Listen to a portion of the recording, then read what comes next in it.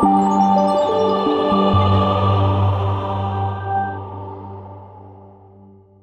ಇವ್ರ ಬಗ್ಗೆ ಹೇಳಬೇಕು ಅಂತಂದರೆ ಸೊ ತುಂಬ ಹೇಳೋದಕ್ಕಾಗೋದಿಲ್ಲ ಅಂದರೆ ಅವ್ರ ಬಗ್ಗೆ ಹೇಳೋದಕ್ಕೆ ಮಾತುಗಳೇ ಇಲ್ಲ. ಸೊ ಅಷ್ಟು ಚೆನ್ನಾಗಿ ನಮ್ಮ ಜೊತೆ ಕನೆಕ್ಟ್ ಆಗಿದ್ದಾರೆ. ಯಾಕೆ ಅಂತಂದರೆ ಸೊ ಅವ್ರಿಗೆ ನನ್ನಲ್ಲಿ ಏನಿದೆಯೋ ಇಲ್ಲೋ ಅದು ಸೆಕೆಂಡ್ರಿ, ಬಟ್ ನನ್ನ ಮಗ ಏನು ಇಷ್ಟಪಡ್ತಿದ್ದಾನೆ ಅಂತ ಮಾಡಬೇಕು ಅಂತ ಒಂದು ಛಲದಿಂದ ನಿಂತಿರುವಂಥ ಪೇರೆಂಟ್ಸ್ ಅಂತಂದರೆ ತಪ್ಪಾಗೋದಿಲ್ಲ. ಸೊ ಅವನಿಗೆ ಆ್ಯಕ್ಚುಲಿ ಫ್ರಮ್ ಹೈಸ್ಕೂಲಿಂದನೂ ಈ ಬಲೂನ್ ಡೇಕರು ಅದೆಲ್ಲ ಮಾಡ್ತಿದ್ದ. ಚಿಕ್ಕದಾಗೆಲ್ಲ ಹೋಗಿ ಅಲ್ಲೇ ಅವರು ಏರಿಯಾ ಸುತ್ತಮುತ್ತ ಎಲ್ಲ ಹೋಗಿ ಮಾಡ್ಕೊಂಡು ಬರ್ತಿದ್ದ. ಸೊ ಇದರಲ್ಲಿ 10th ಎಕ್ಸಾಮ್ ಮುಗೀತು. ಸೊ ನೆಕ್ಸ್ಟ್ ಈ ಪೀರಿಯಡ್ ಏನಿದೆ PUC ಸ್ಟಾರ್ಟ್ ಆಗೋದಕ್ಕೆ ಮಧ್ಯದಲ್ಲಿ ಒಂದು 2-3 months ಗ್ಯಾಪ್ ಏನು ಬರುತ್ತಲ್ಲ, ಈ ಗ್ಯಾಪಲ್ಲಿ ನನ್ನ ಮಗ ಸುಮ್ಮನೆ ಇರಬಾರ್ದು, ಅವ್ನಿಗಿಷ್ಟ ಏನಿದೆ ಅದನ್ನು ಕಲಿಸ್ಬೇಕು ಅಂತ ಮುಂದಾಗಿದ್ದಾರೆ. ಸೊ ಆ ಥರ ಕೇಳಿದಾಗ ನಾನು ಈ ಥರ ಬಲೂನ್ ಡೆಕೋರೇಷನ್ ಈ ಥರ ಎಲ್ಲ ಕಲಿತೀನಿ ಅಂತ ಅವನೇ ಇನ್ಸ್ಟಾಗ್ರಾಮಲ್ಲಿ ನೋಡಿ, ಸೊ ಅಗೇನ್ ಅವ್ರ ಅಮ್ಮಗೆ ಅಪ್ಪಗೆ ಅಪ್ರೋಚ್ ಮಾಡಿ ಅವ್ರ ಅಮ್ಮನ ಕರ್ಕೊಂಡು ಬಂದ.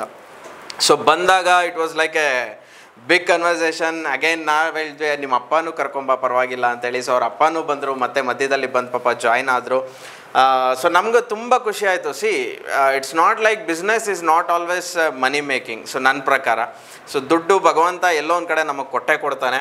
ಸೊ ಅಂಥದ್ರಲ್ಲಿ ಎಲ್ಲೋ ಐ ಫೆಲ್ಟ್ ಲೈಕ್ ನನ್ನ ಕಡೆಯಿಂದ ಏನು ಸಪೋರ್ಟ್ ಆಗುತ್ತೆ ನಾನು ಮಾಡಬೇಕು ಅಂತೇಳಿ ನನ್ನ ಕಡೆಯಿಂದ ಡೆಫಿನೆಟಾಗೂ ಸಪೋರ್ಟ್ ಮಾಡಿ ಅಭಿಗೆ ಇವತ್ತು ಕೋರ್ಸ್ನ ಕಂಪ್ಲೀಟ್ ಮಾಡಿ ಹೇಳ್ಕೊಟ್ಟಿದ್ದೀವಿ.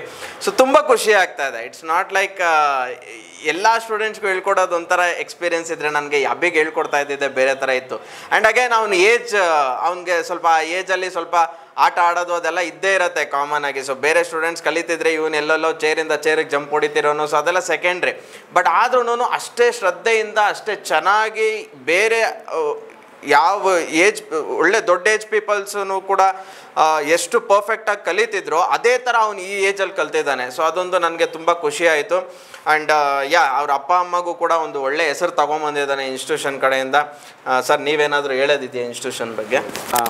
ಶರತ್ ಸರ್ ಮತ್ತು ಸುಷ್ಮಾ ಮೇಡಮ್ ಮತ್ತು ಇವ್ರಿಗೆ ಟೀಚರ್ಸ್ ಆಗಿರ್ತಕ್ಕಂಥ ಮೇರಿ ಮೇಡಮ್ ಮತ್ತು ವೆಂಕಟೇಶ್ ಸರ್, ಇವರು ಇವೆಲ್ಸ್ ಗ್ರೂಪಲ್ಲಿ ಒಂದು ಫ್ಯಾಮ್ಲಿಯಾಗಿ ಮತ್ತು ಒಂದು ಯಾವುದಂತಹ ತಾರತಮ್ಯತೆ ಇಲ್ಲದೆ ಹಾಗೆ ಸೊ ಇಲ್ಲಿ ಬಂದಿರತಕ್ಕಂಥವ್ರೊಟ್ಟಿಗೆ ಎಲ್ಲ ಮಕ್ಕಳು ದೊಡ್ಡವರಾಗಿದ್ದರು, ದೊಡ್ಡವ್ರ ಜೊತೆ ಮತ್ತು ಇವನಿಗೆ ಏಜ್ ಇಲ್ಲ ಅಂತೇಳಿ ರಿಟರ್ನ್ ಕಳಿಸ್ದ ಹಾಗೆ.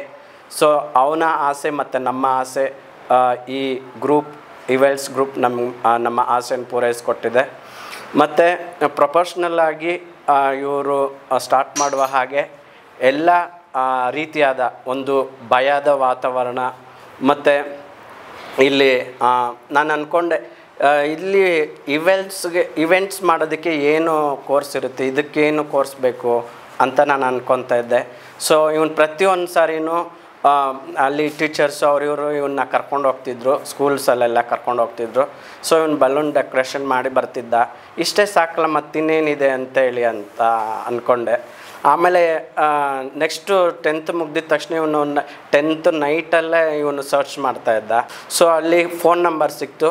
ಸೊ ಮೇರಿ ಮೇಡಮ್ಗೆ ಕಾಲ್ ಮಾಡುವಾಗ ನೈಟು 10 ಗಂಟೆ ಆಗಿತ್ತು. ಸೊ ನಾನು ಹೇಳ್ತಾ ಇದ್ದೀನಿ 10 ಗಂಟೆ 11 ಗಂಟೆಯಲ್ಲಿ ಯಾರೋ ಕಾಲ್ ರಿಸೀವ್ ಮಾಡ್ತಾರೆ, ಬೇಡ ಸುಮ್ಮನೆ ಇರು, ಬೆಳಗ್ಗೆ ಮಾಡೋಣ. ಇಲ್ಲಪ್ಪ ನಾಳೆನೇ ಹೋಗೋಣ, ಫಸ್ಟು ಕಾಲ್ ಮಾಡೋಣ ಅಂತ ಹೇಳ್ದೆ. ಸೊ ಕಾಲ್ ಮಾಡಿದ ತಕ್ಷಣ ಮೇಡಮ್ ಸಹ ರೆಸ್ಪಾನ್ಸ್ ಮಾಡಿದ್ರು, ಸರ್ ನಾಳೆನೇ ಬನ್ನಿ ಪರವಾಗಿಲ್ಲ ಅಂತ ಹೇಳಿದ್ರು.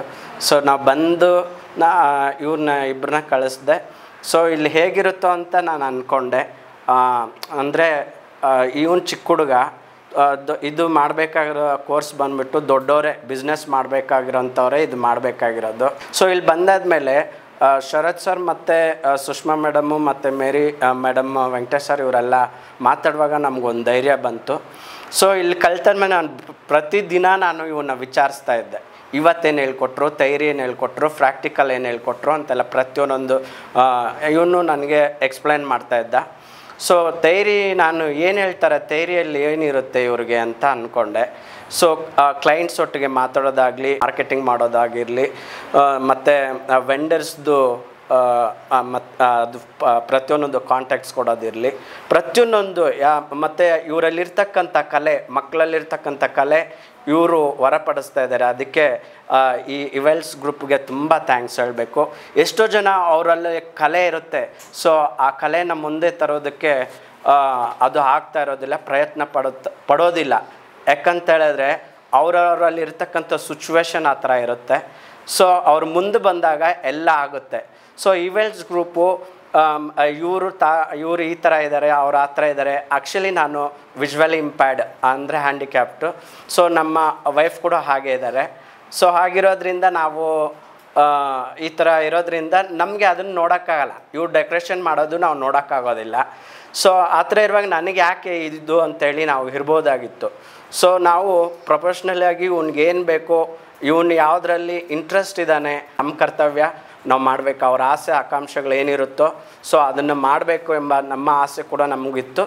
ಸೊ ಅವನ ಪ್ರಕಾರ ಅವನು ಏನು ಮಾಡಬೇಕು ಅಂದ್ಕೊಂಡಿದ್ದಾನೆ, ಅವನಲ್ಲಿರ್ತಕ್ಕಂಥ ಟ್ಯಾಲೆಂಟು ಆಚೆ ಬರ್ಸೋದಕ್ಕೆ ಸೊ ಈ ಇವೆಲ್ಸ್ ಗ್ರೂಪ್ ಒಂದು ಕಾರಣ ಆಗಿದೆ. ಸೊ ಇವೆಲ್ಸ್ ಗ್ರೂಪ್ಗೆ ನಮ್ಮ ಕುಟುಂಬದ ಪರವಾಗಿ ತುಂಬ ಥ್ಯಾಂಕ್ಸ್ ಹೇಳಬೇಕಿದೆ. ನಮ್ಮ ಹೃದಯಪೂರ್ವಕವಾಗಿ ಥ್ಯಾಂಕ್ಸ್ ಎಷ್ಟು ಹೇಳಿದ್ರೂ ಸಾಕಾಗೋದಿಲ್ಲ. ಯಾಕಂದರೆ ಇವನು ಜೀವನದ ಒಂದು ಕಾಲು ಹೆಜ್ಜೆ ಮುಂದೆ ಇಡ್ತಾ ಇದ್ದಾನೆ ಅಂತ. ಯಾಕಂದ್ರೆ ನಿನ್ನೆ ಬಂದ ತಕ್ಷಣ ಹೇಳ್ತಾನೆ, ಇಲ್ಲಪ್ಪ ನಾನು ನಮ್ಮ ಮನೆ ಒಂದು ಖಾಲಿ ಮನೆ ಇದೆ, ಸೊ ಅಲ್ಲಿ ನಾನು ಇದನ್ನು ಮಾಡಬೇಕು, ಒಂದು ಹಾಲ್ ಮಾಡಬೇಕು, ಆಡಿಟೋರಿಯಂ ಟೈಪ್ ಮಾಡಬೇಕು, ಶೀಟ್ ಮನೆ ಇದ್ದರೂ ಕೂಡ ಪರವಾಗಿಲ್ಲ ಮಾಡಬೇಕು, ಮತ್ತು ತಿರ್ಗಾ ಅಲ್ಲಿ ಏನೇನು ಬೇಕೋ ಎಲ್ಲ ಇದನ್ನು ಮಾಡು. ನಾನು ಹೇಳ್ತೀನಿ, ನಿನ್ಗೆ ಏಜ್ ಸಾಕಾಗೋದಿಲ್ಲ ಕಣೋ, ನಿನಗೆ 20 ವರ್ಷ ಆಗಬೇಕು, ಅಟ್ಲೀಸ್ಟ್ ಒಂದು 20 ಇಯರ್ಸ್ ಆದರೂ ಆಗಲಿ ನಿನಗೆ ಒಂದು ಧೈರ್ಯ ಬರುತ್ತೆ, ಮತ್ತು ನಾವು ಬೇರೆಯವ್ರ ಹತ್ರ ಮಾತಾಡೋದಕ್ಕೂ ಧೈರ್ಯ ಬರುತ್ತೆ. ಚಿಕ್ಕವನಾಗಿರುವಾಗ ನೀನು ಯಾರ ಹತ್ರ ಏನು ಮಾತಾಡ್ತೆ, ಹೆಂಗೆ ಮಾತಾಡ್ತೆ ಅದು ಇಲ್ಲಪ್ಪ. ಅವರೆಲ್ಲ ಇವೆಲ್ಸ್ ಗ್ರೂಪು, ಶರತ್ ಸರ್ ಮತ್ತು ಸುಷ್ಮಾ ಮೇಡಮು, ವೆಂಕಟೇಶ್ ಸರ್, ಮೇರಿ ಮೇಡಮ್ ಇವರೆಲ್ಲ ಹೆಲ್ಪ್ ಮಾಡ್ತಾರೆ ಅಂತ ಹೇಳಿದಾರಪ್ಪ, ಮಾತಾಡ್ತೀನಿ ಅಂತ. ಇಲ್ಲ ನೋಡೋಣ ಇರೋ ಅಂತೇಳಿ. ಸೊ ಇಷ್ಟು ಧೈರ್ಯ ಬಂದಿದೆ ಅಂದರೆ ಇವೆಲ್ಸ್ ಗ್ರೂಪ್ ಅಂತಲೇ ಕಾರಣ. ಸೊ ಇದನ್ನು ನಾವು ಮರೀಲಿಕ್ಕಾಗಲ್ಲ. ಇದು ಜೀವನದ ಒಂದು ಮೊದಲನೇ ಗುರಿ ಸಾಧನೆ ಮಾಡಿದ ಹಾಗೆ ಇವೆಲ್ಸ್ ಗ್ರೂಪ್ ನಮಗೆ ಮಾಡಿಕೊಟ್ಟಿದೆ. ತುಂಬ ಥ್ಯಾಂಕ್ಸ್.